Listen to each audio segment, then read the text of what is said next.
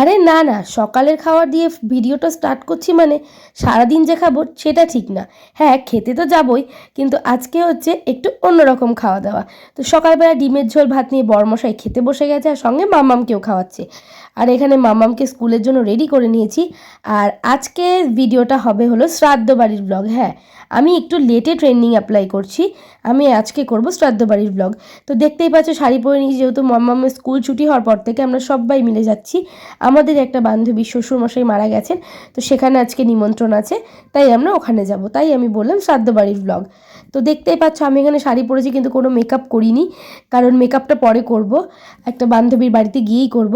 তো এখানে বেরিয়ে গিয়ে ঋষিতাকে স্কুলে পৌঁছে দিয়ে চলে গেছিলাম নন্দিতাদের বাড়িতে। তো নন্দিতাদের বাড়ি যাওয়ার পরে এখানে আমি খেয়ে নিচ্ছি নান, পুরি আর হলো একটা ঘুগনি, এটা কিনে আনাই।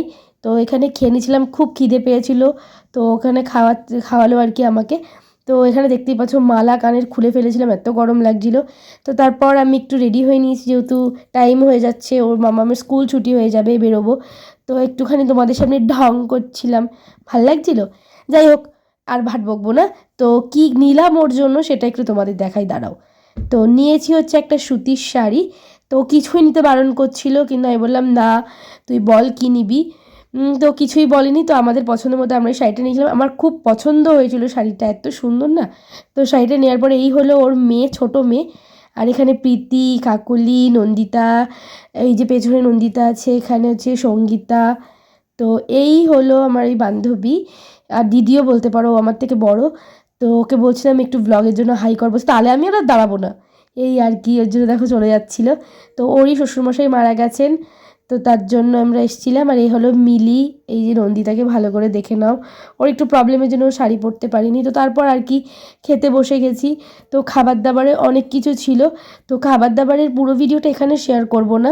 তোমরা খাবার দাবারের ভিডিও দেখতে গেলে আমার শর্টসে ভিডিওটা আপলোড হবে, তো তোমরা প্লিজ শর্টসটা একবার চেক করে নিও।